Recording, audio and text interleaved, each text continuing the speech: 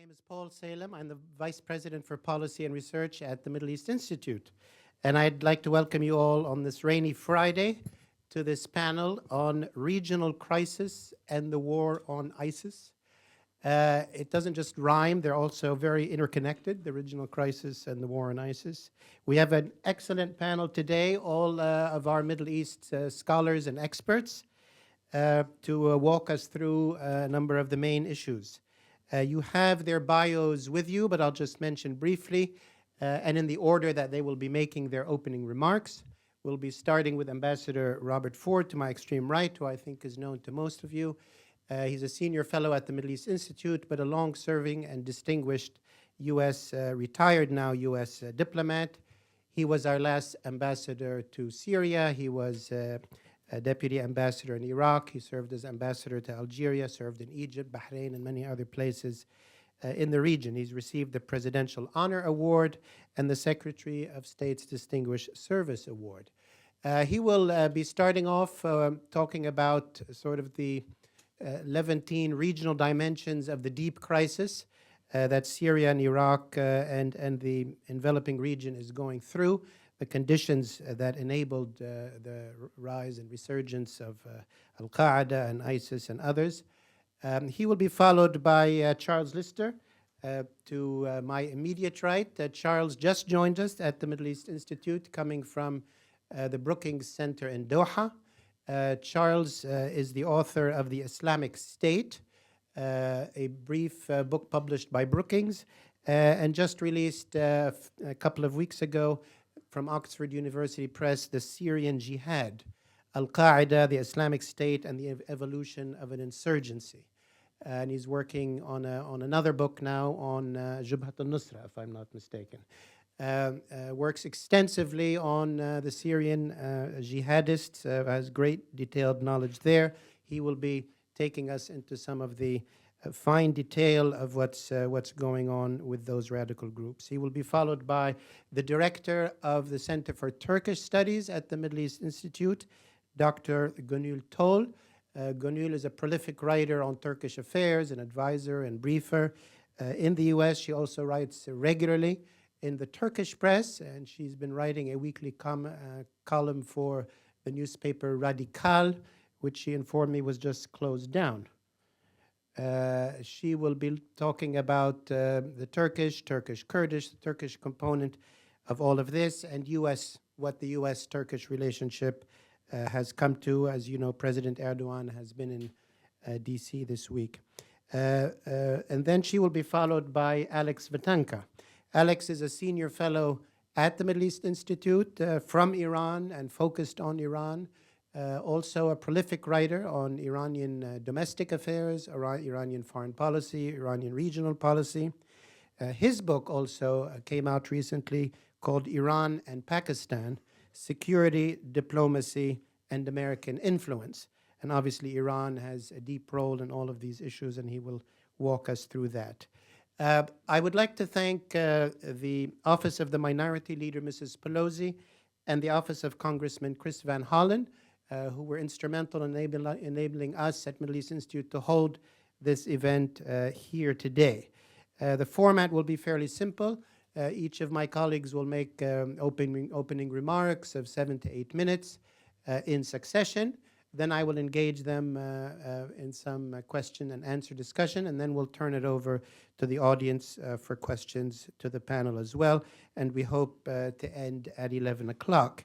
At 11:30 or 11 o'clock. It is 11 o'clock.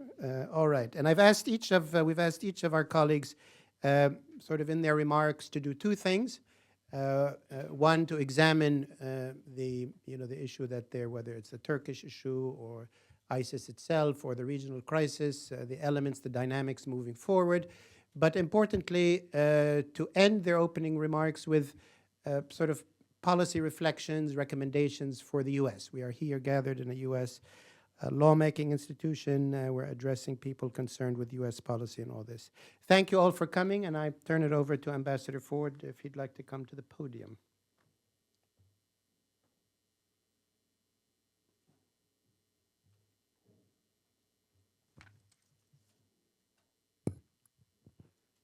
Good morning, everyone. Thank you for coming. It's nice to see a lot of people here on a Friday morning, and it's good to see some old friends and some old colleagues. I see my friend from Baghdad, Ambassador Richard Schmier, in the back there. Rich, I hope you're doing well. Um, Let me speak for about 7-8 minutes on how I see developments in Syria and Iraq. And to me, the crisis in Syria and Iraq is getting more complicated, not less. There are some positive aspects, some good developments, but there are a lot of negative factors underlying even the progress, and I do have some policy recommendations that I want to talk about at the end. So, on the positive side in Syria, of course, there is the cessation of hostilities, which is working far better than I had anticipated. I did not think it would bring about a reduction in violence to the extent that it has. I was wrong. A lot of other analysts here in Washington and around the world were wrong, and we need to be upfront about that. Why? Why is it working better? I think the most important factor is that the two sides that have been fighting, the Syrian government on the one side and the Syrian opposition on the other side, are tiring. There have been 250,000 plus casualties, combatants and civilians together. Bashar al-Assad himself, at the end of last July in a national speech in Syria, said that the Syrian army was tiring, that it was having manpower problems. And we know that the Syrian armed opposition as well is tiring and is having its own manpower problems. And I think our very distinguished colleague, Charles Lister, may speak more about that.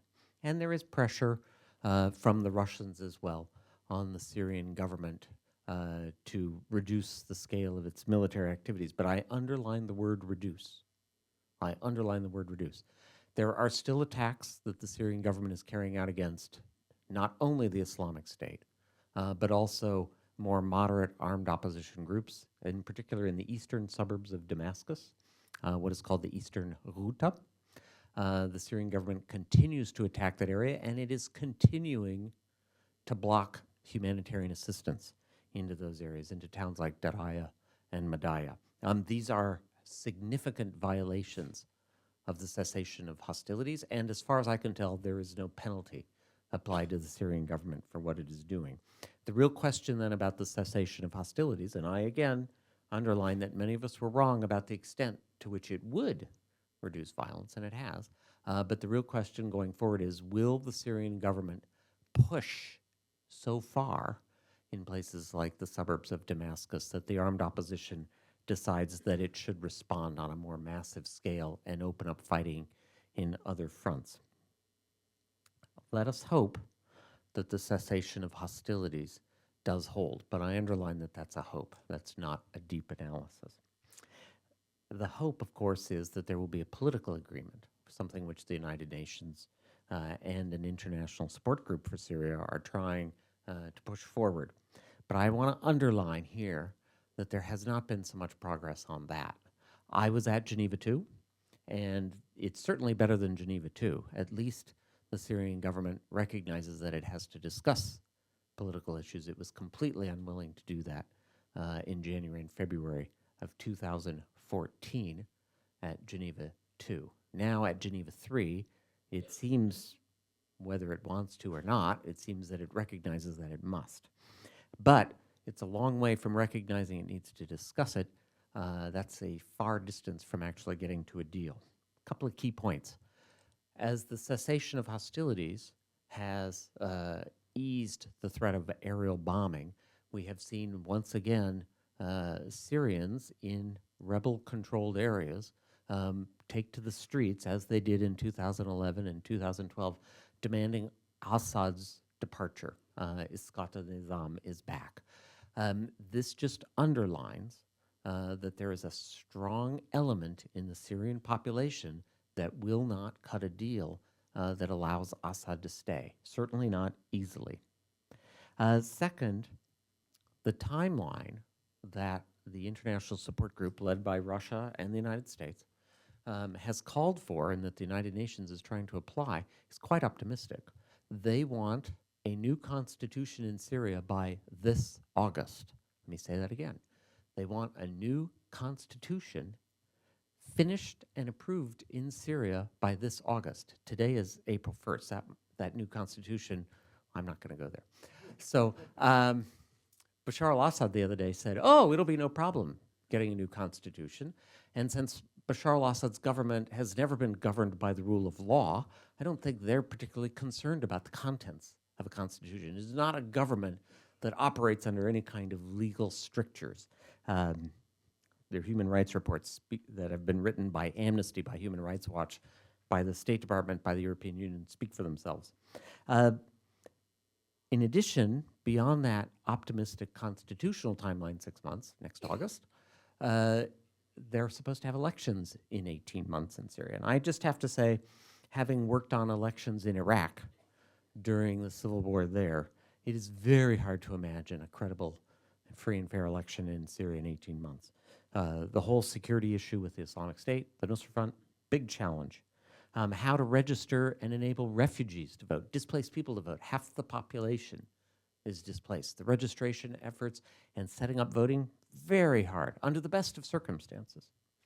And finally, the most important thing is, if the current government continues with its security apparatus, its 4 secret police services who have delivered 99% votes for Bashar al-Assad and his father, Hafez, how are they going to have a free and fair election with that security apparatus still in place?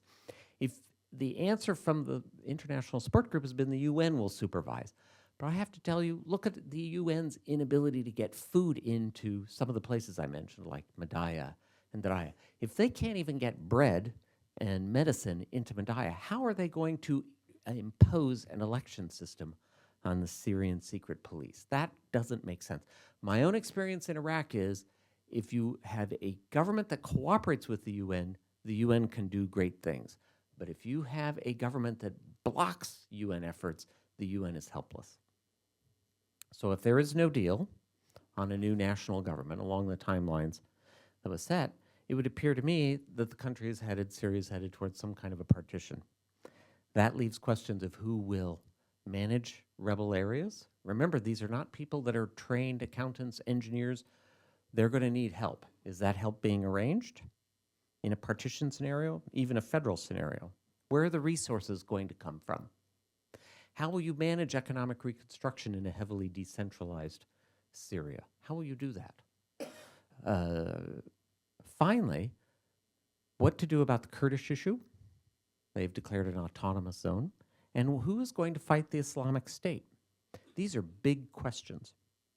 Now, on the Iraq side of the border, Prime Minister Haider al-Abadi, who I think is generally non-sectarian, I know him quite well, Haider has been trying to manage a very complicated 3-way battle, the traditional one between Kurds, Sunni Arabs, and Shia. Haider is now trying to set up a new cabinet. He's having a very hard time. The competition between those ethnic and sectarian groups continues. Look at Diyala, look at Salahuddin. Anbar, I was just talking to a person who was there last week, said Anbar, the city of Ramadi, in order to save the city of Ramadi, they basically had to destroy it. That is not going to help promote national reconciliation unless there are resources to rebuild cities like Ramadi. So looking forward, what recommendations do I have for the administration? First, on the Syrian side of the border, please recognize Bashar al-Assad is not part of the solution. Bashar al-Assad is part of the problem. Second, think about the resources for how to govern areas under rebel control and how to find resources to rebuild. It is really important now in places where civilians are rejecting extremists, such as in Idlib province, and I think Charles will speak about that. Those civilians who are resisting extremists among their midst, they need help. They need help. And finally, on the Iraq side, we also should be promoting national reconciliation. That means the Americans need to push very hard to keep Shia militias that are politically motivated Shia militias out of Mosul. The Americans need to make sure that there is an agreement between the Sunni Arab inhabitants of Mosul and the Kurdish inhabitants of Mosul and the Kurdish regional government about how Mosul city will be governed. We aren't in Mosul yet. They aren't in Mosul yet, but they need to be working that out now, and they need, again, to be developing the resources to help whatever new civilian administration is set up. If you don't do that kind of planning now, and you don't marshal those kinds of resources now in Syria and Iraq, we are back to the same crazy scenario we had in 2003 in Iraq, where you can go in and liberate territory, but then what? So, Paul, thank you very much.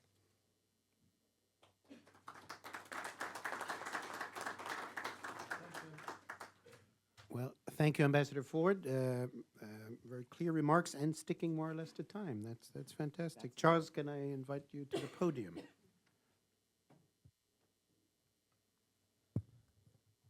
Good morning, everyone. Okay, so Robert's laid down the gauntlet on timekeeping, which is not my strongest point. I have a lot to say, so here goes. The conflict in Syria and the socio-political power vacuums that have resulted from 5 years of horrific brutality and total nationwide chaos have provided the space for jihadists, Sunni jihadist militants to thrive. Upwards of 500,000 now reported dead. Half of the population, that's 7 million people roughly, displaced internally and externally. Catastrophic levels of destruction, which will likely take 40 to 50 years at least to rebuild. And a government that has used chemical weapons, barrel bombs, unguided ballistic missiles, and many, many more. These are the kind of conditions that Sunni jihadist militants could only dream of operating in. And it's exactly what they've found in Syria in the last 5 years. So thanks in large part to Syria specifically, the organization we now know as ISIS or the Islamic State has grown into the global threat that it does represent today. ISIS's former Syrian wing, now an independent affiliate of al-Qaeda, Jabhat al-Nusra, or the al-Nusra Front, is now arguably al-Qaeda's most promising affiliate anywhere in the world. In addition to those two organizations, which probably number roughly 20,000 fighters in Syria alone, there are approximately another 10 other transnationally minded jihadist organizations currently active on Syrian soil. Together, they probably number roughly 7,500 fighters in total as of today. So without wanting to exaggerate too much, Syria represents the Afghanistan of the 21st century, but on steroids.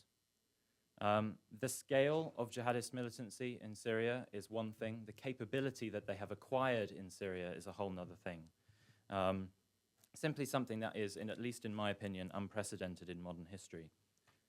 With regards to ISIS specifically, we're now 20 months into coalition operations against that movement in Syria and Iraq. Roughly $6.5 billion has been spent and over 11,000 airstrikes have been carried out. I believe the latest calculations suggest that roughly 40% of ISIS's territory in Iraq has been retaken since airstrikes began in August 2014, and approximately 20% of ISIS territory has been retaken in Syria. Now, those numbers would tend to suggest that we've made significant progress. We definitely have. The coalition has definitely made progress.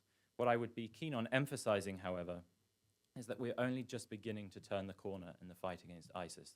The reason why I say that is because the movement still retains control of all of its most critically valuable territories.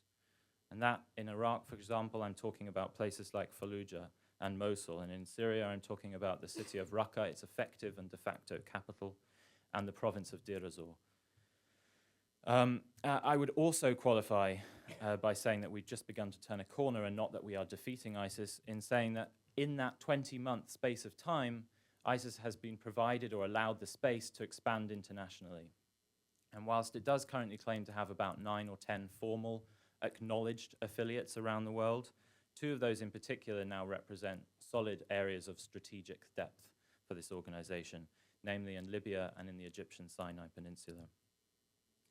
The coalition targeting of leadership has become a sort of cornerstone of coalition strategy, and it's certainly something that has been working particularly well in recent months.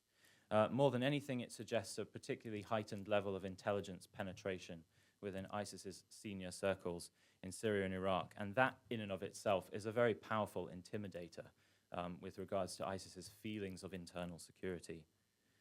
Adding to that, another part of that corner being turned is the intensified targeting of its financial infrastructure and its other sources of logistical networks. Recently, there have been reports from inside ISIS that its salaries that it's paying to its ordinary fighters have been roughly halved. To us, that might seem interesting, but internally, it actually appears to have significantly hit the organization's morale. There are more and more frequent reports, minimally reported in the media, but coming out of ISIS territory of infighting, armed clashes breaking out in the middle of night in places like Raqqa between rival factions. These are all indications of a significant drop in morale and a decrease in internal cohesion. And the cohesion argument was always something that analysts like myself said was one of ISIS's strongest strengths.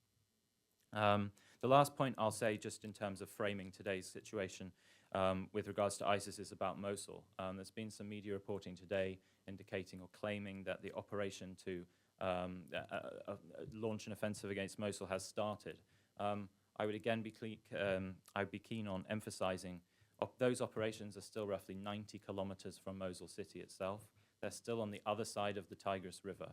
We're a very, very, very long way, in my opinion, barring on any very dramatic incidents, of an actual operation on Mosul city.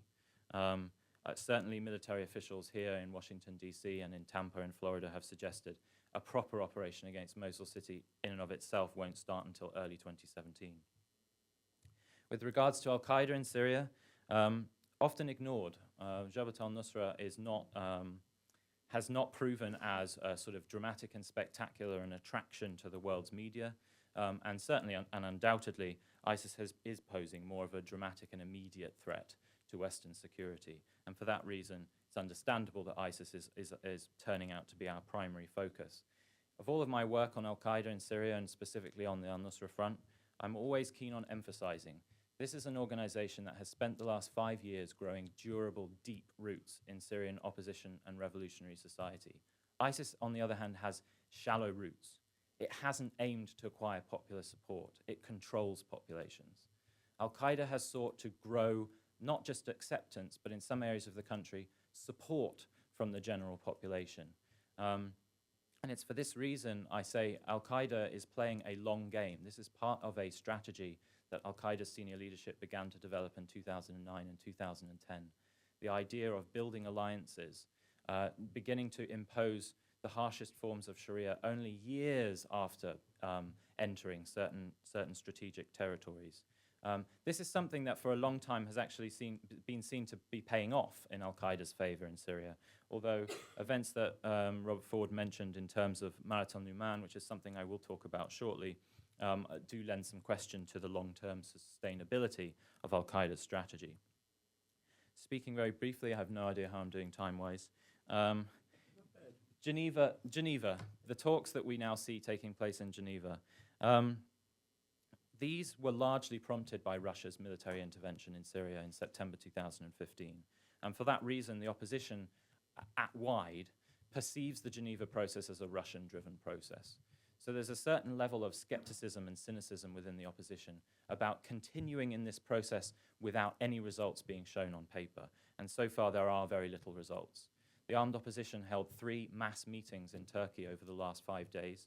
The first meeting, roughly 40 factions attended. They actually agreed to resume hostilities in Syria. I believe some of the more powerful factions then received phone calls from Saudi Arabia ordering them to not be so stupid. So they held a second meeting the following day and changed their mind. The third meeting took place, I believe, on Wednesday. And there they decided, their official line was, we will continue to support the opposition HNC negotiating team, but if we're attacked, we will retaliate. And in that sense, what Robert talked about earlier in terms of particularly intensifying strikes outside Damascus is a particularly worrying sign. Russia's intervention in Syria had 3 primary objectives. Firstly, rescue the Assad regime from the grips of defeat. This was an assessment that Russia and Iran made in the summer of 2015, that the Assad regime had between 3 to 6 months to survive. The secondary objective, that first objective, by the way, has been met.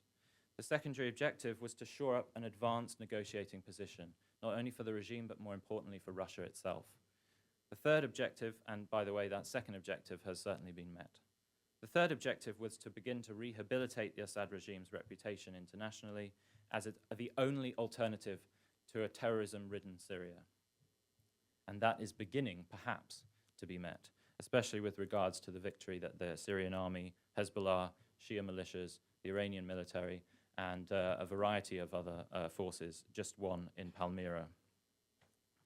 Cessation of hostilities is a second consequence of Russia's intervention in Syria. Having achieved those first and second objectives, Russia pushed for the cessation of hostilities on the international or multilateral stage. In that sense, the cessation of hostilities had some certain objectives as well. First of all, most importantly for Russia, to facilitate the advancement of the political process itself with that strong negotiating position.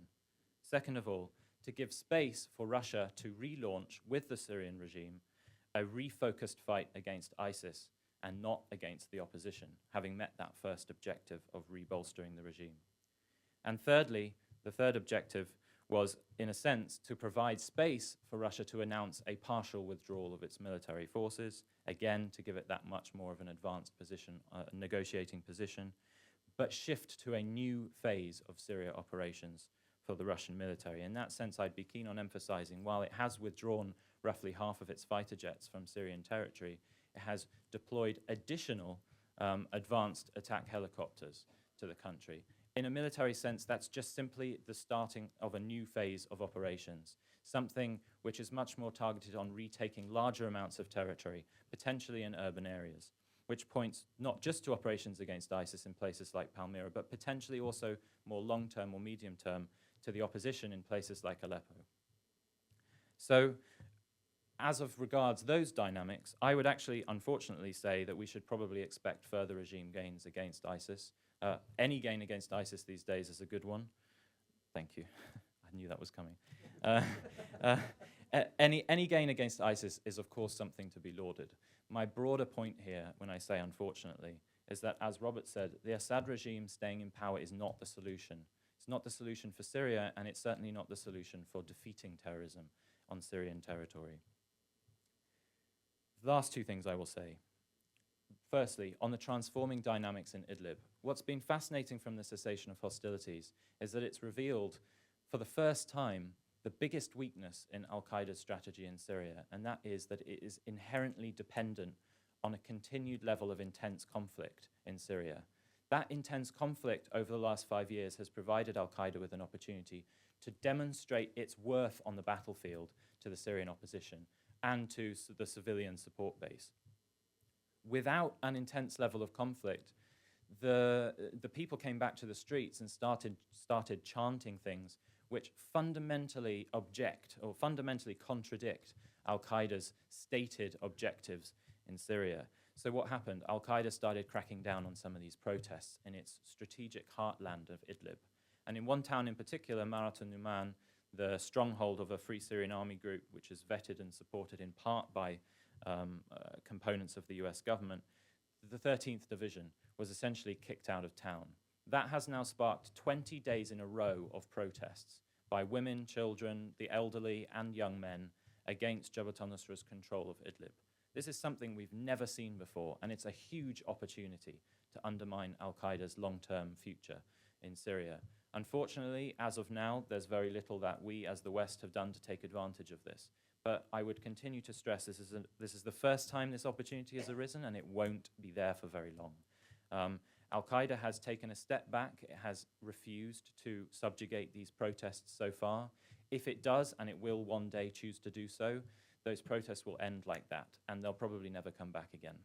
So I cannot emphasize enough the opportunity that stands ahead of us in that respect. And to conclude, I've been asked to make a few policy recommendations. The first one with regards to ISIS.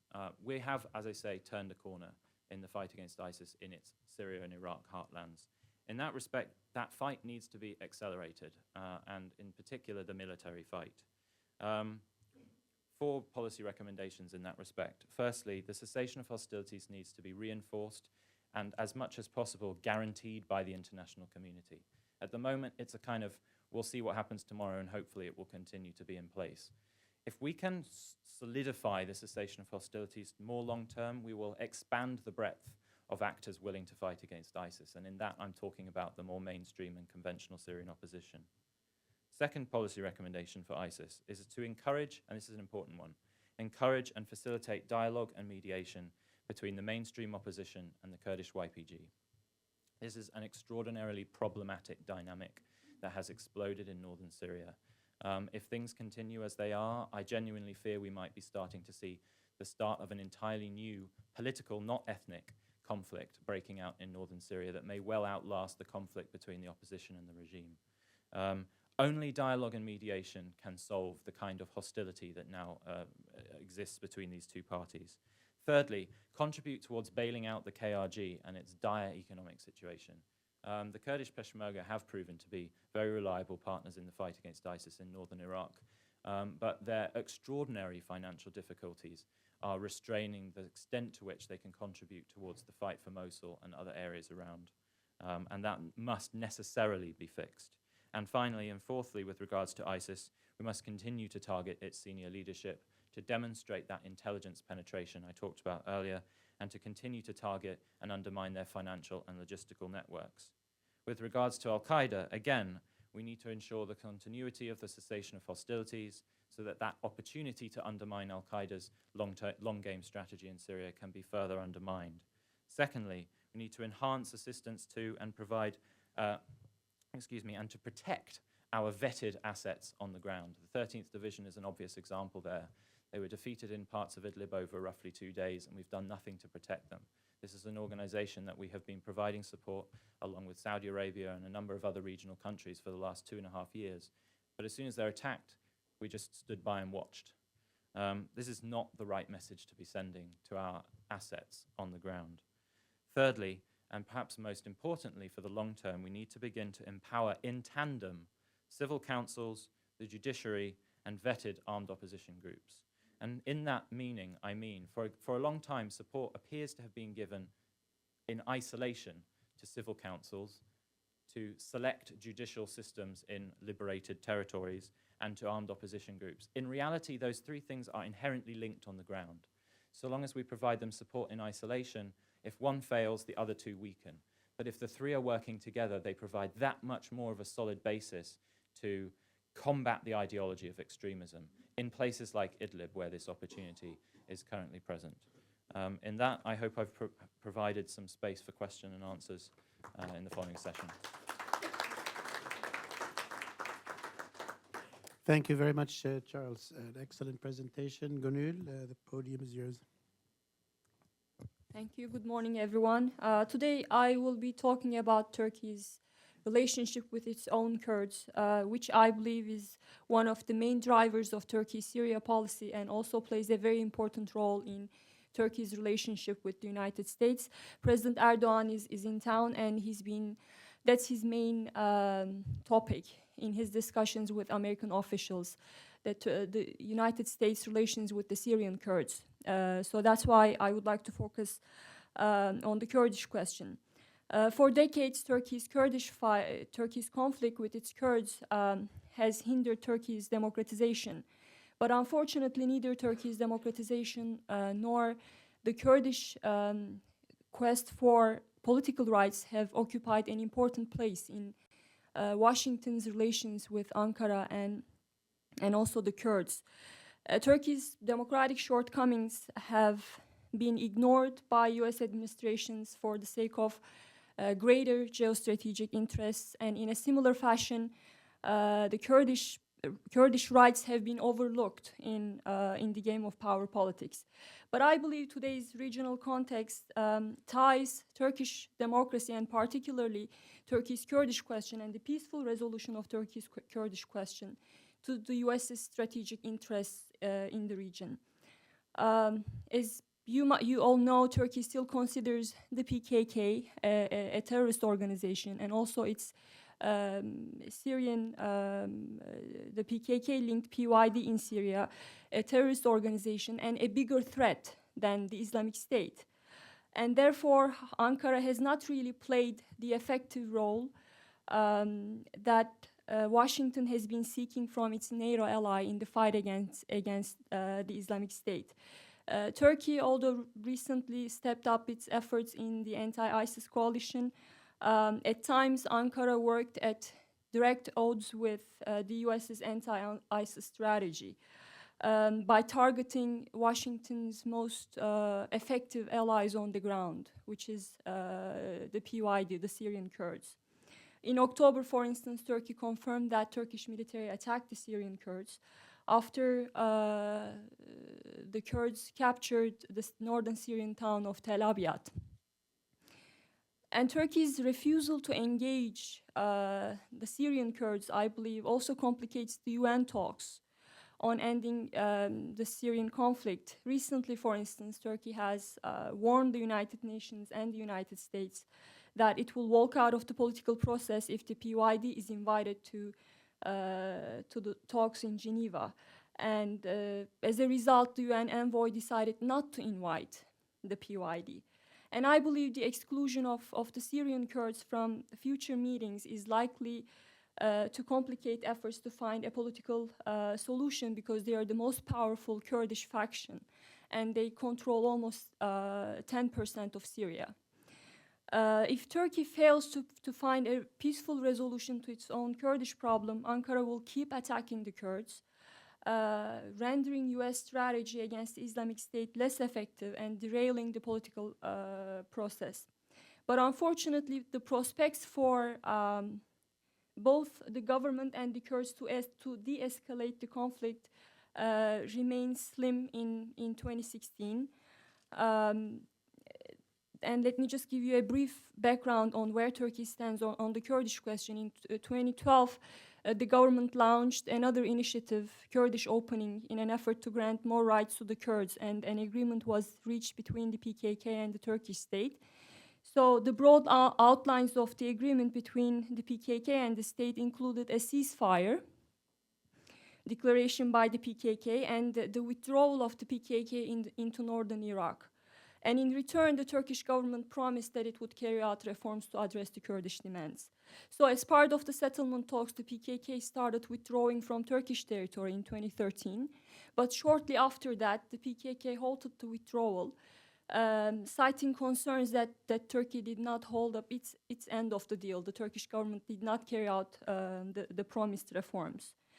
But still, the ceasefire between the state and the PKK held until July 2015, when the PKK killed 2 Turkish policemen in retaliation to the killing of more than 30 Kurdish activists in a suicide bombing carried out by an ISIS member. From the PKK's perspective, this was just another indication that the state was collaborating with the Islamic State. And the ruling party used this as an opportunity to weaken the pro-Kurdish party and also to appeal to the nationalists. So the ceasefire broke down and the government responded with a very heavy-handed military campaign in city centers and imposed curfews on major Kurdish towns. So since July, more than 200 Turkish soldiers have been killed, and the army says about 500 PKK militants have been killed, and 100 of them were civilians. And neither party seems willing to back down. The government vows to push on with the operations until, in the president's words, the fighters are annihilated. And in an equally determined statement, the PKK has vowed revenge over civilian deaths. And there are 3 factors that make the parties unwilling to de-escalate the conflict. The first one is both the government and the Kurds, they have hardened constituencies. On the one hand, you have a very ethnically nationalist base of the ruling party. On the other hand, you have a very emboldened, very radical young Kurdish generation who is not willing to settle down for cosmetic changes. And second, the second reason why both parties are not going to back down, President Erdogan he has this dream of switching to a presidential system. And because of this dream, the government is in a constant electoral mood, which makes resuming negotiations with the Kurds politically very risky, because his base demands that he keeps hitting the Kurds, and that's very popular. And finally, and I believe the most important factor, is what's been happening in Syria. The developments in Syria have heightened Turkey's fear of a PKK-linked autonomous region, independent Kurdish entity on its doorstep. And that fear played an important role in Ankara's return to a military approach to the Kurdish question. Because after all, this is a government that launched 2 Kurdish initiatives, one in 2009, one in 2012. So everyone thought that it finally had come to terms with the fact that the Kurdish question in Turkey was not just a military problem, but the government had to address the socioeconomic dimension of the problem as well. But today we are at a point where the government sees this purely as a terror threat. And I believe what's been happening in Syria played a major role in that. Because Turkey has become increasingly uneasy with about the emergence of yet another Kurdish entity on its southern border. After the Syrian Kurds, they established autonomy in northern Syria. And of course, another factor that contributed to Turkey's fear was the boost, the military and diplomatic boost that the Syrian Kurds have been receiving from the West because of its effective fight against the Islamic State. So these groups, they've basically become the West's best hope for on-the-ground troops to counter ISIS. And of course, adding to Turkey's concerns has been the Russian military buildup in Syria. Moscow's direct military involvement in the Syrian civil war, and also the tension in Ankara-Moscow relations after Turkey downed the Russian jet, have led to a closer cooperation between the Syrian Kurds and Russia. And several times Russian President Putin offered to help the Kurds consolidate their territorial gains in northern Syria by linking the Kurdish-held town of Kobani with Afrin.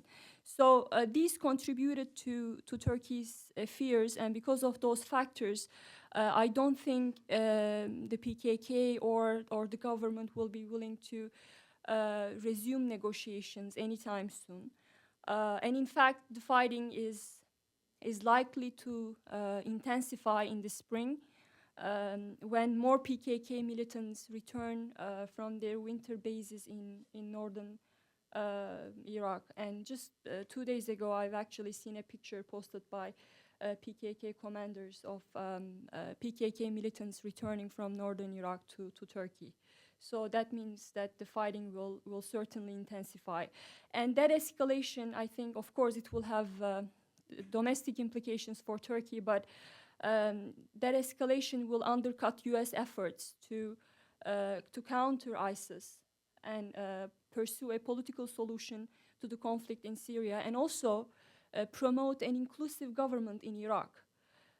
If Turkey doesn't, without a rapid political solution to the Kurdish problem, Turkey will remain an ineffective partner in the fight against ISIS and derail not just military but also diplomatic efforts to find a solution to the Syrian conflict.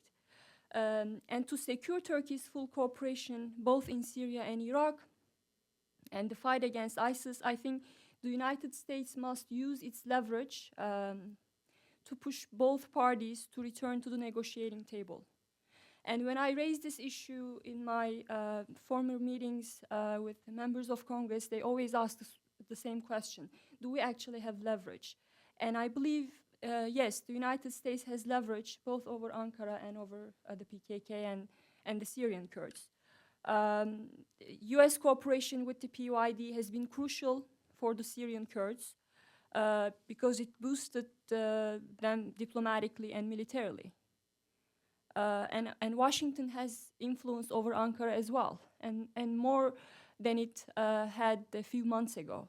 After the crisis with Russia and the chaos in the region, Turkey has rediscovered its Western allies.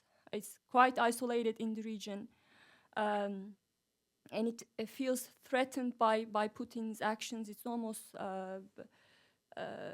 now surrounded by Russia, Iran, Iraq, Syria, and Turkey doesn't have they have horrible relations with all these countries. So Turkey now values its NATO membership and Western partners more than ever, which gives the US more leverage over Ankara. And in my personal opinion, the US could use both Ankara's current vulnerability and also its isolation in the region and several trust-building measures to secure Ankara's cooperation. As a trust-building measure, for instance, the US could redeploy Patriot missile batteries in Turkey. And I believe that would ease some of Ankara's security concerns stemming from Syria and also show Ankara that the United States is committed to Turkey's security. And Washington could also eliminate another sticking point in US-Turkey relations. Turkey has long opposed engaging the PYD, arguing that it is linked to the outlawed PKK and also that the PYD fights alongside the Assad regime. And if Washington can convince the PYD, the Syrian Kurds, to take a clearer stance against the Assad regime, I think it might be relatively easier for Ankara to drop its opposition to the Syrian Kurds' involvement in the political process.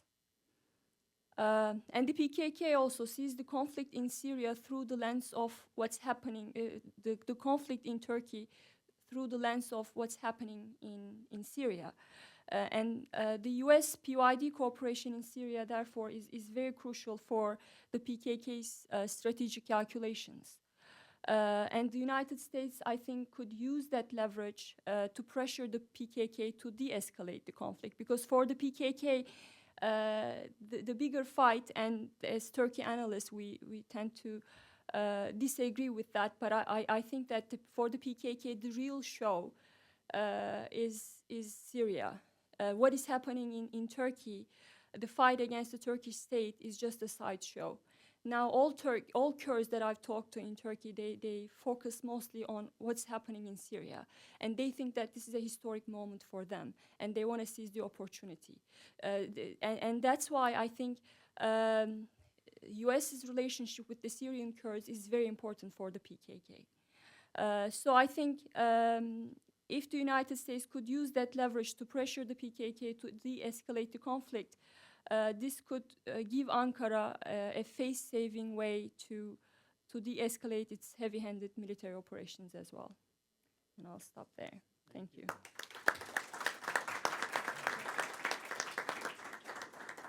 Thank you very much, Gonul. Alex, can I invite you to the podium?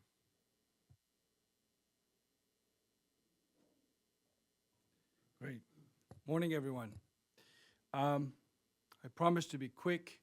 I was asked to talk about the impact of the nuclear deal on Iran's regional behavior. Did it soften Iran's behavior in the region?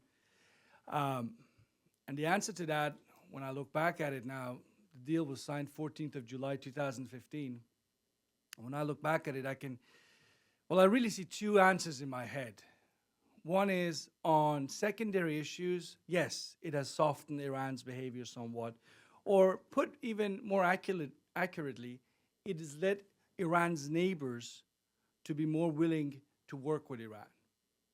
But on the more hardcore security issues, and Syria certainly falls into that category, I was struggling to find reasons of optimism and say, actually the nuclear deal had an impact, that the Iranians have softened their stance.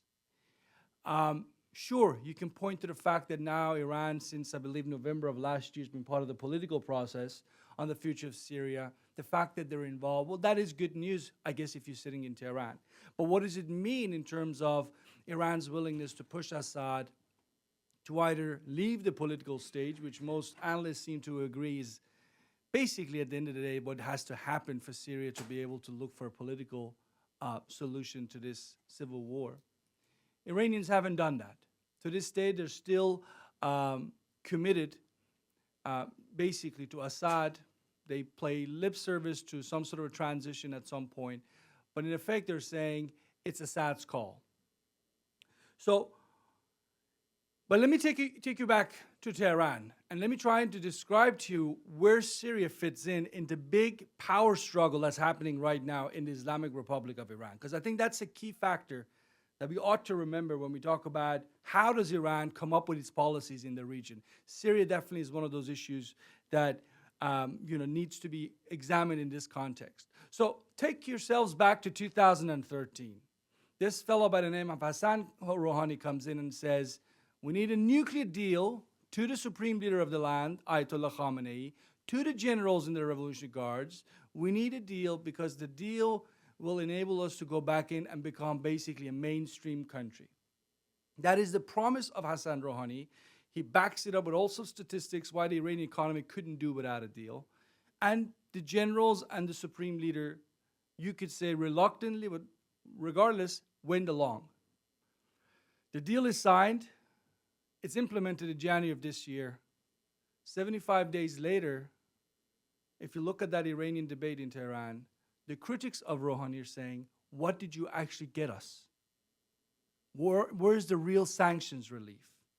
We've had over 200 foreign delegations come to Tehran since July of last year, billions of dollars being promised in investment in Iran and all the rest of it, but in fact, the sanctions are still in place. What they're referring to is obviously the United States hasn't really done, in their view, enough to remove the concerns out there in the banking community around the world to facilitate trade and investment with Iran. That seems to be the key obstacle, which has killed the whole enterprise around this nuclear deal. So there's a nuclear deal if you're sitting in Tehran, but in fact means nothing for them.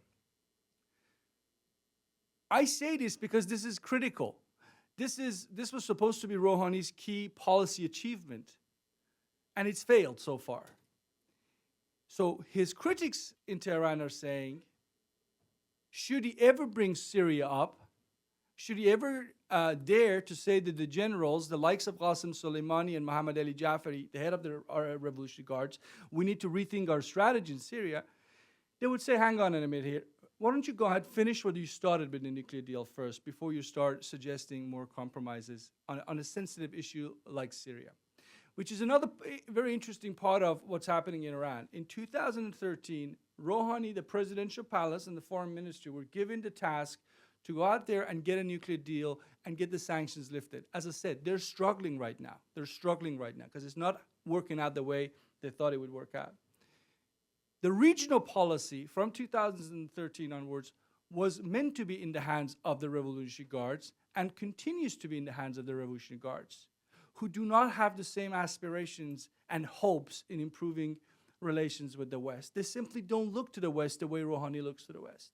So put yourself in that situation, and if you're Rouhani, would you today approach the Supreme Leader's office and the Revolutionary Guards and suggest that we ought to rethink our Syria policy? What I'm saying is whatever Iran has done, and you will hear more in the QA session, have you already heard plenty, whatever Iran has done in Syria, in my view, will continue to be basically the approach. I don't think Hassan Rouhani is going to be the guy Washington can call and say, can you please notch it down a bit in Syria? Can you perhaps rethink your policy? Hassan Rouhani domestically is not in a position in Tehran to chase anything like that. To give you just one recent example, this week we had Hassan Rouhani's mentor, the former president Ayatollah Rafsanjani. He came out and he said on his Twitter account, the era of missiles is over. The future is about talks and negotiations. Literally within hours, the Supreme Leader comes out on live TV and says, those people who make claims like that are either imbeciles or traitors.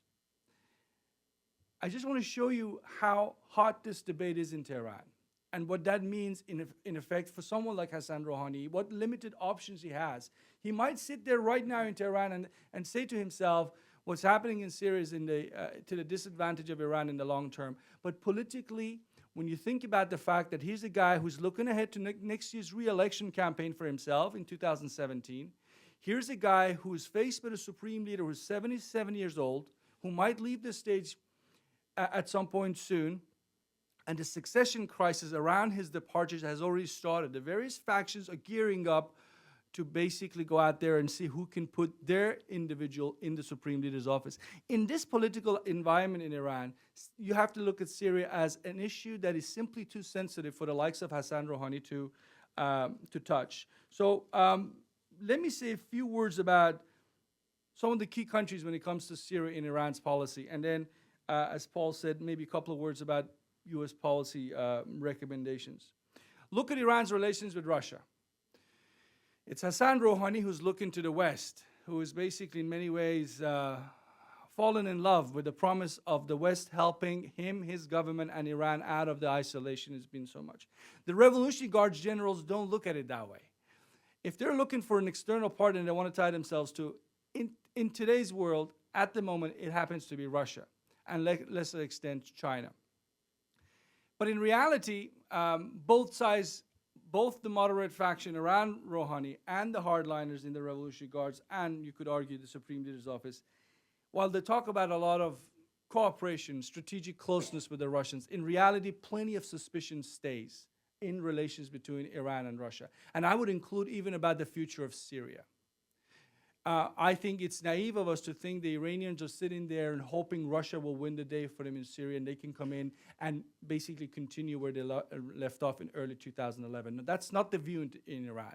The view in Iran is if Russia is not challenged in Syria, they will be the winners in a country where Iran actually invested a heck of a lot more since 1979 than Russia has done since the collapse of the Soviet Union in 91. So they're actually competing with the Russians. Obviously, that's not the rhetoric you hear, but that's the suspicion. What does that do in practical sense? I think what that potentially could enable for the United States to do is to take advantage of those Iranian suspicions about Russia's intentions in Syria and push the Iranians in a direction of a political solution that the Iranians might be uncomfortable with, but if cast next to a Russian-dominated Syria, might be a better solution for them. Quickly, a few words about Turkey. Gonul described Iran's relations with Turkey in probably more stark terms than I would, and in relations certainly are not good, but I can tell you, of all Iran's immediate neighbors, if there's one country Iran cannot do without, certainly economically, that would be Turkey. The Iranians cannot afford economically to walk away from Turkey, and they don't care necessarily they're involved in a proxy war with the Turks in Syria. They can live with that.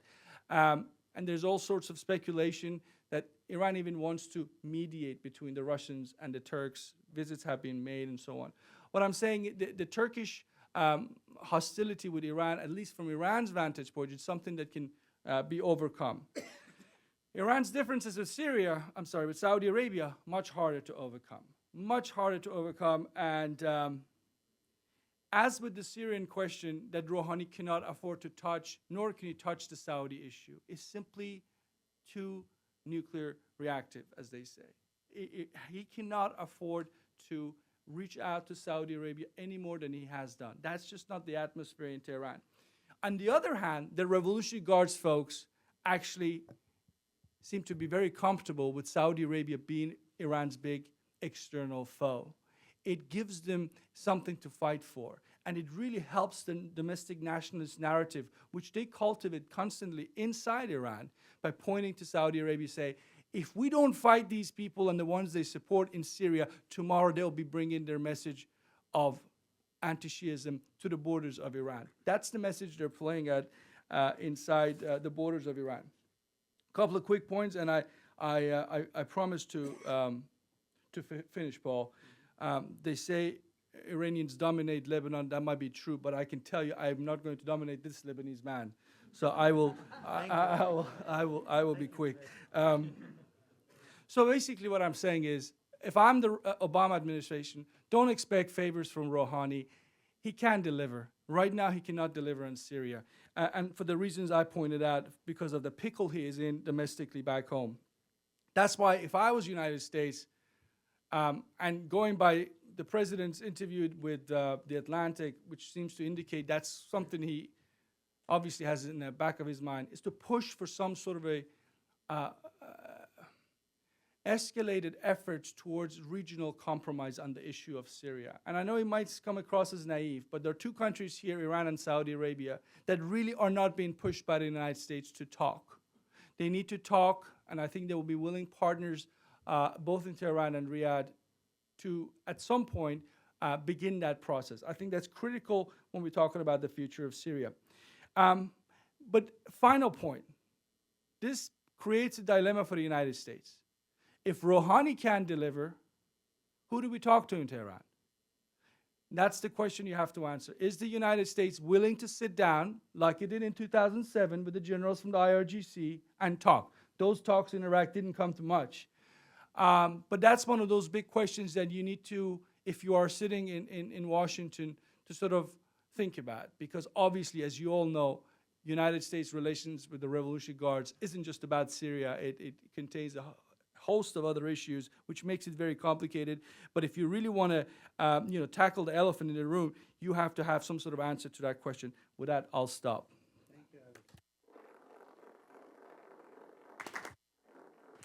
Thank you to all the panelists. Very, very rich presentations. Prepare your questions or formulate them in your mind if you wish. I'm going to shoot the quick questions to the panelists and then turn it over to the audience. Let me turn to you first, Ambassador Ford. A couple of questions. Are we at the beginning of a new phase in Syria where the regime and possibly the rebels will seriously turn to fight ISIS, partly because there is a cessation of hostilities, so they have free capacity. There is a cessation of hostilities, so they can't go after each other. We've just seen the Assad regime choose to take Palmyra, although they maybe could have done it earlier. Do you see a gathering dynamic there, a movement against ISIS in Syria? And if that is the case, what recommendations, how can the U.S. deal with these very contradictory players? You have the Kurds, you have the rebels, you have the regime, you have Turkey. Is there a way to square the circle with all these different players and move forward in order to defeat ISIS sometime in 2017 in Syria?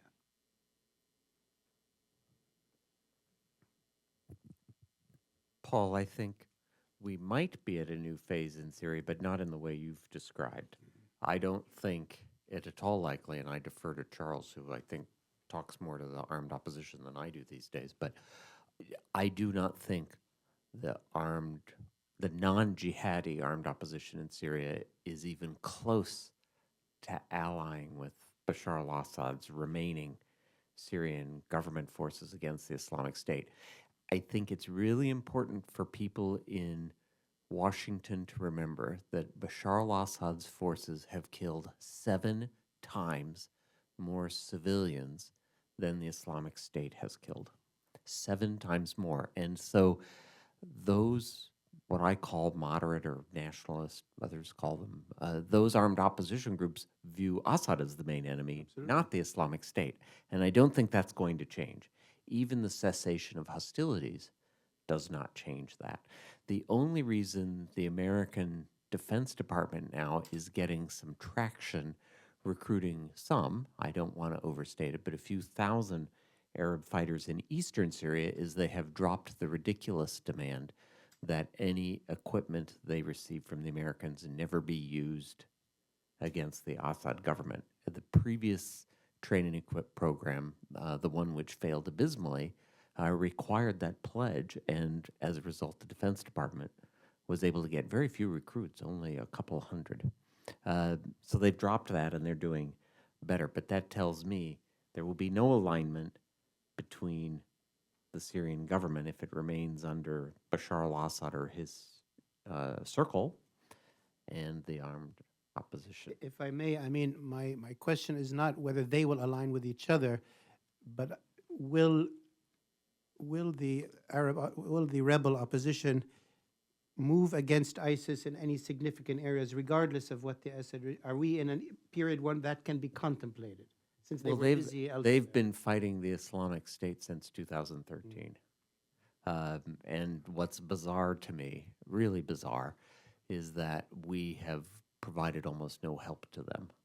Um, this is a very strange thing. I keep seeing in the American media that the Kurds are our best allies against the Islamic State, the Syrian Kurds. And there is no question that the Syrian Kurds have fought the Islamic State very hard. But the Syrian Kurds are the only ones who've ever received close combat air support. It's really much easier to prevail against the Islamic State if you have American close combat air support. Other rebel groups fighting up around Aleppo, for example, some of them Islamist, some of them not, have not received close American combat air support, or have only in the number of instances you could count on one hand. And so until that changes, until the Americans start to think and look at those people as real allies, the fighting between those moderate armed opposition groups and the Islamic State will continue, but it won't be able to make the same kind of progress that Kurdish-led forces, Syrian Kurdish-led forces, have been able to make in the east. Thank you, Robert. Charles, you've researched and written a lot about the old and deep relationships between the Assad regime and the jihadist networks before the uprising and somewhat in it. The Assad regime, after enabling, ignoring at best ISIS for 3 years, pivoted and took Palmyra. What do you think, elicited that kind of, change of strategy? Is it a one-off? Do you think they have an interest in continuing? Many people have said, if ISIS is defeated, they will lose a lot of their legitimacy. What do you see the regime's game with ISIS after Palmyra? Thanks, Paul. Is this working? Yes. I think, answering both Robert's question and this one is very easy. It's all a question of priorities. The Assad regime from 2013 until from like last week or the week before, from when Palmyra really intensified, there was a very significant space of time, roughly 18 months, where the Assad regime virtually totally ignored ISIS. Now, it wasn't entirely doing that because they're not working hand in hand, but the Assad regime had a prior interest in fighting the opposition, which was its more immediate threat. Today, the balance has shifted, and as I said in my presentation, because the political track has intensified to the extent that it has, and because the cessation of hostilities is now in place, the Assad regime has the resources and the political interest in intensifying its own fight against ISIS. The victory in Palmyra, you need only look across international newspapers. I mean, the reporting was clear. This was a big regime victory in a very, very, very symbolic location. They were not only defeating ISIS in a big town, but they were rescuing a UNESCO heritage site, et cetera, et cetera. So there was an extremely significant political interest in demonstrating for the first time in 18 months that not only was the regime interested in fighting ISIS, but that it could do so with Russian air support as well, I would add, and with Russian ground forces. Whether or not they're paramilitaries or special forces is still unclear at this point. So it's just a question of interest. And as I said again in my presentation, I think if the cessation of hostilities stays in place, or at least the dramatic reduction in hostilities stays in place, I would expect the regime to continue to try and make advances. They're aiming towards 2 towns now, Qaryatain, and also Al-Sukhna in the Homs Desert. And both of those are particularly valuable strategically for ISIS, and I think it's probably inevitable that the regime within current dynamics will eventually take those too. The trap that the West cannot fall into is now thinking that ISIS therefore represents our best hope in fighting against terrorism in general in Syria. Because Assad represents Assad, yeah. Because I can promise you, if he ends up being victorious against ISIS, Al-Qaeda in particular will thrive like we've never seen before. I mean, we think they might represent a threat now. My God, they will gain thousands and thousands and thousands of recruits if we end up turning and siding with the Assad regime. And just quickly on the opposition point, if I may, I think, yes, I mean, certainly there's no way that the opposition is going to side with the Assad regime anytime soon. What has been interesting, however, is that with the cessation of hostilities in play, the opposition north of Aleppo has dramatically intensified its fight against ISIS. And actually, coalition airstrikes have come in to back them in some of those cases. Just in the last week, there have been, albeit small numbers, but much more than we would have seen in the last year or so, coalition airstrikes around north of Aleppo. And the opposition is, for the first time, actually looking like they're winning, albeit on a small scale, against ISIS on that front line. And it's also worth remembering, if we're talking about the most capable actors, not only in defeating ISIS on the battlefield, but then in holding, it is the mainstream opposition. If we go back to, as I will say probably every time I speak publicly, from 1st of January 2014 until the 1st of March 2014, so roughly 2 months of time, the mainstream opposition defeated ISIS in 4.5 provinces in 8 weeks. Now, we're talking about the Kurdish YPG being our best ally in the fight against ISIS. They've taken roughly 2/3 of a combined province in 20 months with US air support. So we're sort of losing a trick here in terms of who can most genuinely fight successfully against ISIS. The problem is the priority. So long as the Assad regime remains in place, the vast majority of the opposition today, as compared to 2014, don't have that immediate priority in fighting against ISIS. Thank you, Charles. Gonul, you laid out sort of very clear recommendations as how to try to diffuse the contradictions between the Turkish and the PKK situation and what the U.S. can do about it. I want to add another question there, that Turkey has accepted Kurdish empowerment and autonomy in northern Iraq, which initially one would have thought, and initially they were very much against, but now Erbil is almost an ally against the PKK to a large degree and against Iran and others in Baghdad. So that's a surprising sort of development. So my question relates to the Turkish potential attitudes towards Kurdish autonomy in northern Syria. Obviously, to the degree that it empowers the PKK, if the PKK is still in this hot conflict, that would be bad.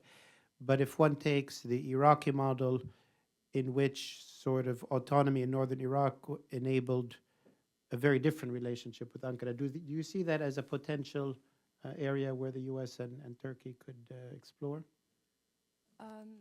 Yes, you're right. Turkey has a completely different relationship with the Kurdistan regional government. But the KRG, for the Turkish government, the KRG represents the good Kurds, meaning that there's always been tension between the Iraqi Kurds and the PKK, and Turkey's main problem is the PKK-linked group. So if you ask Erdogan, for instance, when he was speaking at Brookings yesterday, whether what was the main problem with the Kurds, he would say, we don't have a problem with the Kurds, we're fighting against the PKK. So we have a problem of an autonomous, we are concerned about an autonomous Kurdish region in northern Syria because the Syrian Kurds are linked to the PKK.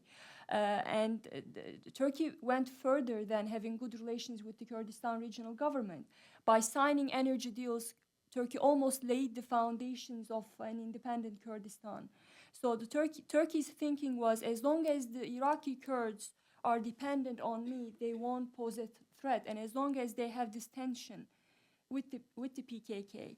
So your question about whether Turkey could have similar relations with the Syrian Kurds, I don't think, especially, if Turkey cannot resolve its own Kurdish problem, that's what I was trying to say in my presentation. If Turkey fails to find a peaceful resolution, it will focus on marginalizing the Syrian Kurds. And it will always be fearful of an autonomous Kurdish region in northern Syria. So the key here is for the Turkish government to address the Kurdish demands. And of course, I don't think that the main reason for the breakdown of the ceasefire was not, I think both the PKK and the government are to blame here.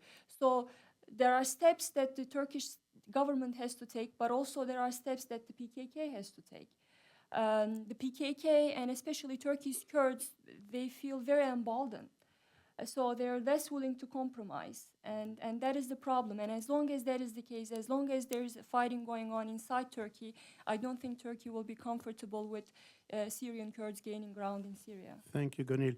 Alex, we just talked with Charles and Robert about Assad's turn against ISIS in Palmyra. the first time really they've actively, aggressively engaged ISIS. My question is, do you sense that there is an appetite, a support, any seriousness in Iran for Iran to be deeply engaged in taking the fight to ISIS? For example, in Syria, which will require a lot of sacrifice, a lot of money and so on. When I was in Tehran a couple of months ago, I was struck by statements by government officials who said, we will do anything to protect Damascus or Baghdad, but we're not going to be taking the fight to ISIS. That's your problem, meaning you, the US, and your allies. But here, Assad is trying to rebrand himself as the guy who can fight ISIS. Is there any appetite for that? Anything you can tell us about if Iran would be part of that strategy if it developed? That's a great point, Paul. Thank you. Let's remember how Iranian nationalism works. During the Iran-Iraq war, the clergy could go to Evin prison, the most famous political prison in Tehran, and say to communists and other opposition figures who were in prison, say, look, we'll let you out if you go and fight the Iraqis. Do it for your country. You'd be surprised that the vast majority did. Political opponents came out of prison, went and fought the Iraqis.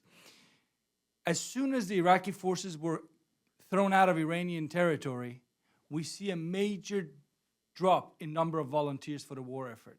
My point is, Iranian nationalism really at heart is about defending the homeland. What's happening in Syria has nothing to do with the homeland. Ordinary Iranians and the Revolutionary Guards people know that. This is why they're so desperate to, every time there's a fallen camera, they have all the show on in the media and so on. They know the appetite back home for this intervention should not be tested too much.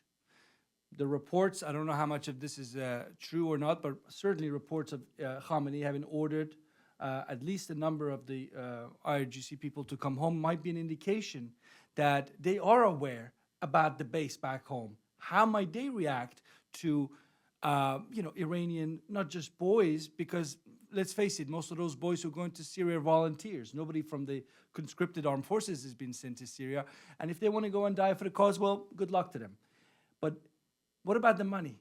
When you have Iranian pensioners, like we've seen in recent weeks, come out in the streets and openly shout, keep our money at home, no more money for Syria, you're talking about a social phenomena back home that could come and bite the regime from within. So I think there is definitely a factor here that you don't want to be overstretching yourself. And, Iran has done this in the region in the past, but you can't compare southern Lebanon and Hezbollah with taking over a country the size of Syria. It's just simply too huge. So I think, yes, they can talk the talk, but in effect, they are worried about the home. And I'll say one final thing about this. I mentioned this in my remarks. Ayatollah Khamenei is 77 years old.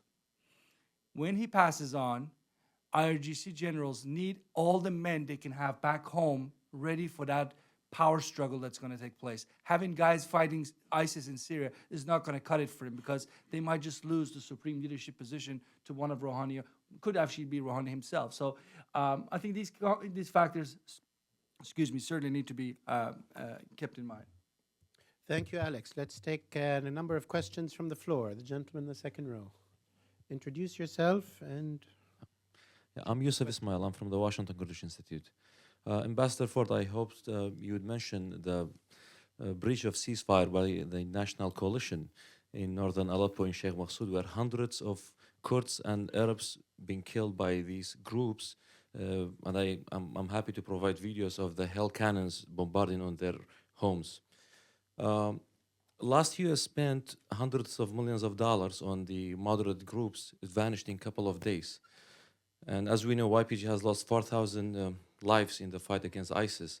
Here's my question. Is it bad for the US to support Kurdish federalism, similar to the Iraqi Kurdistan, where security stability made the US facilitate freely there? And also, given that the Rojava administration has called to host all the Syrian refugees in their areas, similar to KRG, where they host 1.8 million displaced IDPs and refugees. Thank you. Talk about that. Thank you. Ask my panelists to make notes of the questions. We'll take other questions. The lady in the fourth row.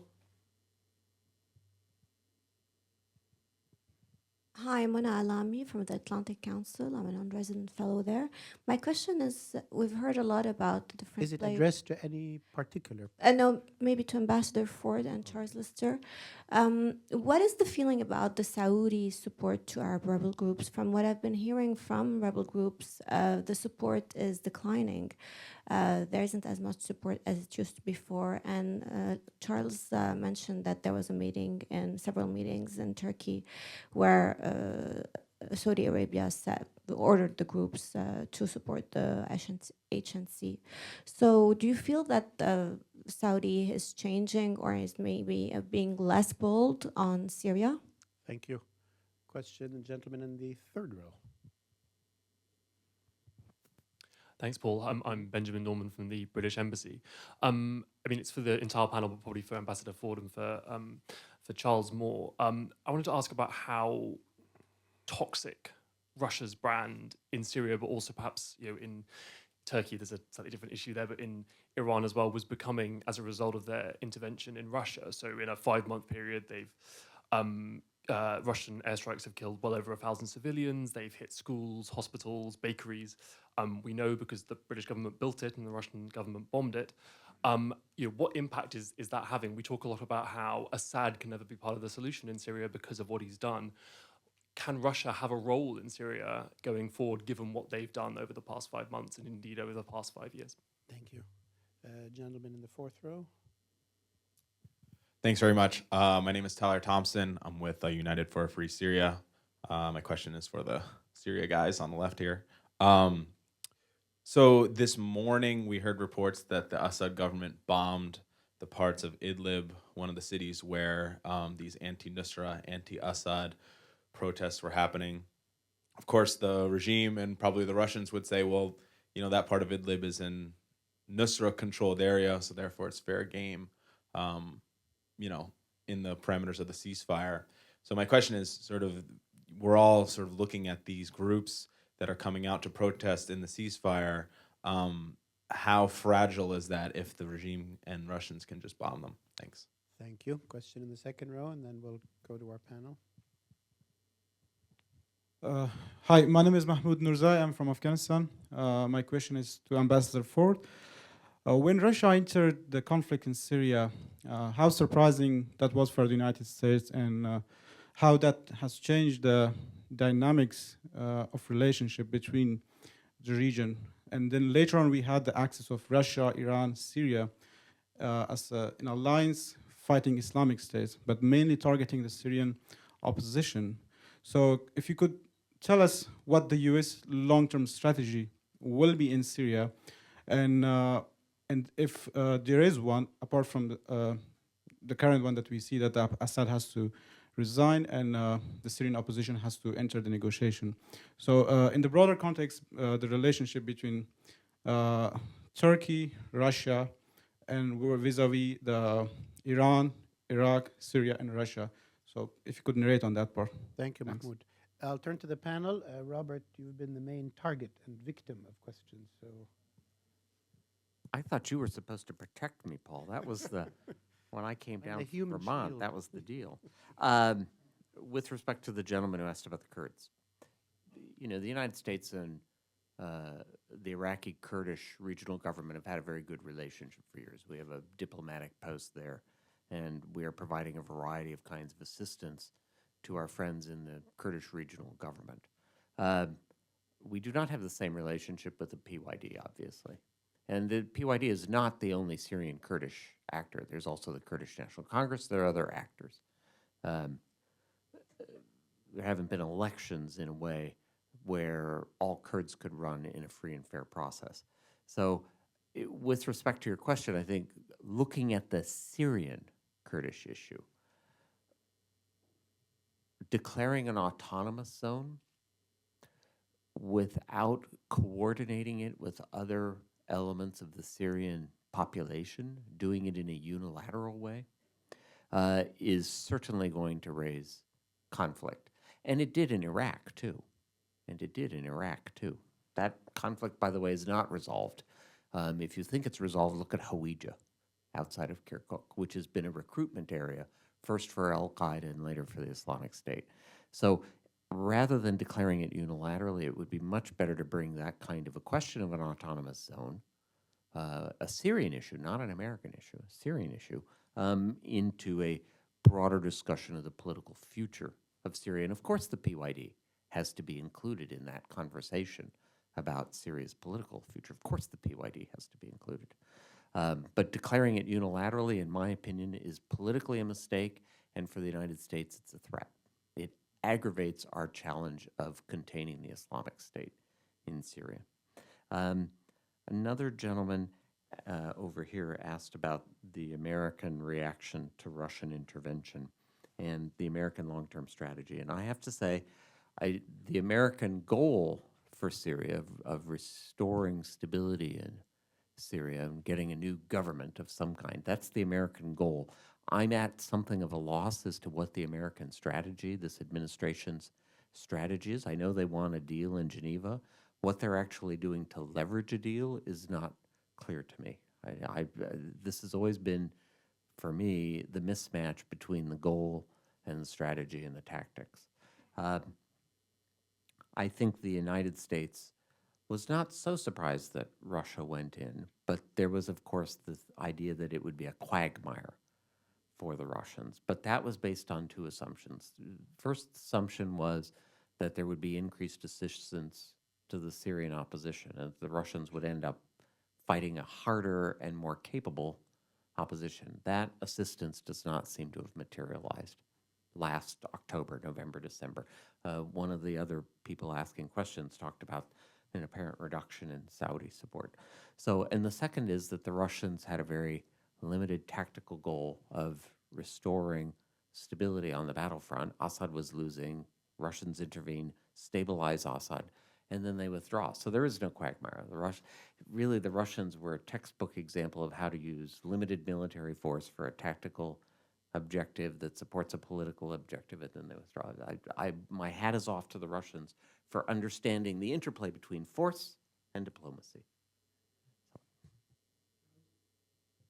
Yes, thank you all for the great questions. I would just say, because I think the Sheikh Maqsood wasn't mentioned, I mean, I think I'm aware that there are hell cannon attacks going on targeting Sheikh Maqsood neighborhood in particular, and obviously those should be classified as ceasefire violations.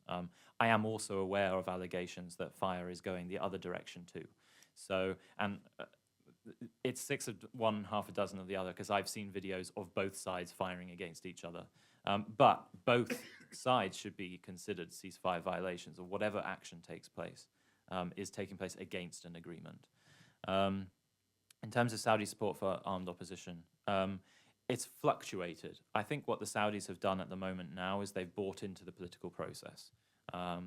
By necessity, they need to have a prominent role in facilitating the HNC's role in the process itself, but also in terms of managing the armed opposition's role within the political process. And in that regard, what was interesting is certainly in the 2 weeks roughly before the cessation of hostilities started, all armed groups across northern Syria reported very significant increases in shipment supplies. So essentially what seems to have taken place is the supplies dramatically increased prior to the ceasefire so that they could stockpile and wait for whenever it breaks down. And that's what people are telling me now. We've got loads of stuff waiting. We have lots of good equipment. We have new things that we apparently haven't had before, is what they've said. But they're not using it because the hostilities are that much reduced. So for now, Saudi is focused on the political process. Russia's brand toxicity. I think what's been fascinating working in Track 2 work with the armed opposition in particular is that consistently the armed opposition has said, negotiating with Iran is an existential issue for us. Like, Iran and Assad are extraordinarily difficult challenges that we just don't know how that's going to work. But Russia is someone that we could negotiate with. We understand what Russia's interests are. We understand that Russia's interests are more limited, perhaps, than Iran and then certainly than the Assad regime. What's interesting is that since Russia's intervention, that has become a little bit questionable. They still say we can negotiate with the Russians. But certainly their actions in killing at least 1,000 civilians in their active part of the intervention has negatively damaged that role and that brand. But I think still, although it will be more tough, the idea that they can still negotiate with the Russians is still there. And then finally on Maratunuman, the bombings this morning, it's very difficult to tell. I mean, if we see it for a few days, then we can draw a pretty definitive conclusion. Looking at just this morning's bombings in isolation, I would say it's not exactly surprising. I mean, it's kind of textbook regime strategy. So the cessation of hostilities has seen popular revolutionary ideals resume. That's not in the regime's interest, because it's the opposition's way of trying to show the world that we're still moderate and we still have the same ideals we had in 2011. And at the same time, the decline in a group like Jabhat al-Nusra is not in the regime's interest either, because their entire brand is predicated on fighting terrorism. So if you take a cynical view, you would say these bombings are nothing but predictable. They're targeting a town which has risen up against extremism for nearly 3 weeks. It will be 3 weeks tomorrow. Is textbook regime strategy. Do Gonul, Alex, want to add something from these questions? There was a question about what the Russian involvement would mean for Turkey. Well, three things. A de facto no-fly zone in northern Syria, which helped the Kurdish groups gain ground. And second, it strengthened the regime. Of course, before the Russians intervened in September 2015, Turkey and Qatar-backed Syrian opposition groups were gaining ground in the north. And third, Turkey always feared that there would be some kind of cooperation between Washington and Moscow that would shift the focus away from the regime. And according to the ruling party in Turkey, that's exactly what happened after Russia intervened in Syria. Americans and Russians, they started coordinating flights, and that was that type of cooperation that Turkey has always feared. But of course, this picture got more complicated after Turkey downed the Russian jet. And the Russian involvement posed a bigger problem for Turkey. But on the other hand, there was another question on Turkey-Russia relations. So going forward, I think Russia is a very important country for Turkey. It's dependent on Russia for its energy needs. And also, Russian actions are really complicating everything in Turkey, for Turkey, not just in Syria, but also in Armenia and its immediate neighborhood. I mean, Turkey was trying to sell its goods to Russia through Iran, and Russia was pressuring Iran to stop doing that. So it's complicating many things for Turkey, and I think Turkey has been doing a lot to mend ties. Just yesterday, when President Erdogan delivered his remarks at Brookings, he said the same thing, that Turkey really values its relations with Russia, and it wants to mend ties with Russia. And we've seen some signs. Just yesterday, for instance, the person who allegedly killed the Russian pilot after the Turks downed the Russian jet was arrested in Turkey, and that was a long-time demand, a Russian demand. And also we've seen a Russian military delegation that visited Turkey just a few days ago. So I think both parties are working towards mending the ties. Thank you. No, we have to move on. Alex, you can talk after the event. Alex? Sure, very quick. I think the only question was on Russia for me. So I just wanted to say, since August 2013, the Rouhani government, the Putin people have been talking a lot about cooperation on all sorts of levels. But the fact is, 2.5 years of close rhetorical sort of cooperation like that doesn't wash away over 2 centuries of Iranian-Russian sort of animosity. I mean, we shouldn't forget, most of the Caucasus was lost by the Persian Empire to the Russians. I can guarantee you a lot of folks still remember that. Syria is obviously a factor, but the Iranians do look at Russian actions elsewhere as well. So a lot of talk, for instance, to be very specific, on energy cooperation, but nothing's happened. 2 years of talks about oil swap, nothing's happened. And finally, I can almost guarantee you the Iranians are more careful about watching Russia's steps on the delivery of the so-called S-300 anti-air missile systems by the Russians to Iran than what Russia does in Syria. Because apparently, if the rumors are true, if the Israelis were the ones who stopped the Russians from giving those missiles to the Iranians, well, it makes it very clear for Iran that this is not some sort of great strategic alliance in the making. Very much a tactical one, limited to Syria for now, but God knows what happens once Syria is done. Thank you. Thank you, Alex. Any last quick questions? I'll go to the gentleman here and here and here. Thank you. My name is Emily. I'm from the Rumsfeld Fellowship Program. My question is basically about U.S. foreign policy. What do you really think is happening with the current U.S. foreign policy? We have a feeling that they're being lost in the region recently because with relations to the regional countries, once they have been really strategic partners, we can take Turkey and U.S. relations started deteriorating. We have another feeling that there is a quantity versus the quality in the agenda of the U.S. foreign policy. Basically making more deals like the Iranian deal, just without following up, without doing some further, deals to push forward. And as well, the same applies to our region, the Caucasus in Azerbaijan, because recently we had a crisis with the with U.S. and Azerbaijan relations. Basically, we have been cooperating in many areas: energy security, anti-terrorism in the region. We have been giving a lot of support to U.S. but boom, just stopped much support from the U.S. in our energy projects and all these type of things. Basically, there is a confusion. Thank you. Okay, questions clear. There was in the 6th, 7th row. We need it we're recording this. It'll be later on our website, so it's. Okay, no problem. Thank you. Hi, my name is Alec Emmert, former military officer with a little bit of experience in the region. And the big question I have is directed more towards Charles. If not al-Assad, then who? Should his regime be removed from power? What will replace it? And what is the risk that an extremist government with ties to al-Nusra will take power? Thank you. Last question from the gentleman in the 2nd row. Thank you very much. My name is Barry Salam. I'm from Afghanistan.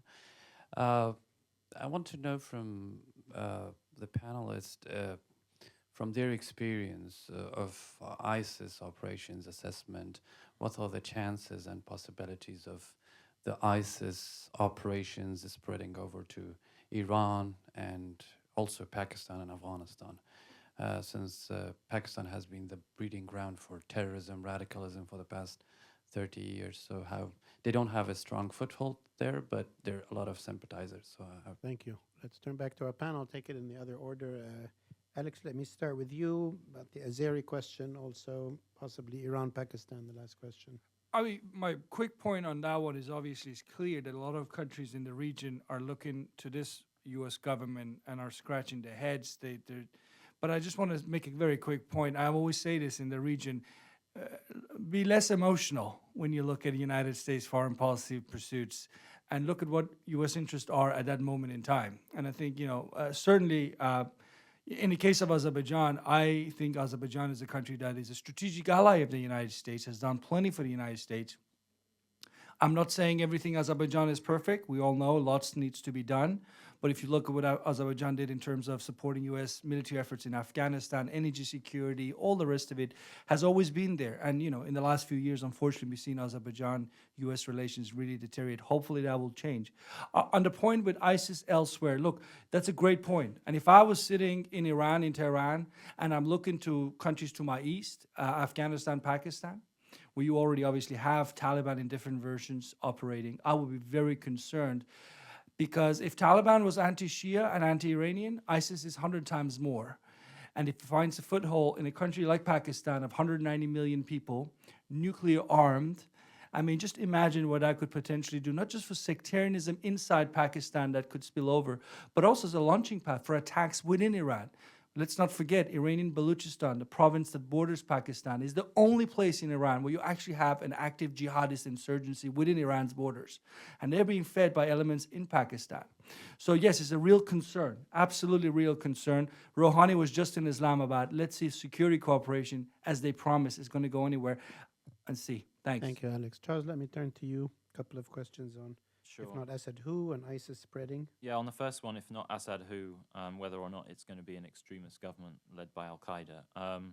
Well, if not Assad, who, firstly? I think that the best and the only alternative, albeit it would be a very messy one, is something along the lines of what the Geneva Communique originally thought out.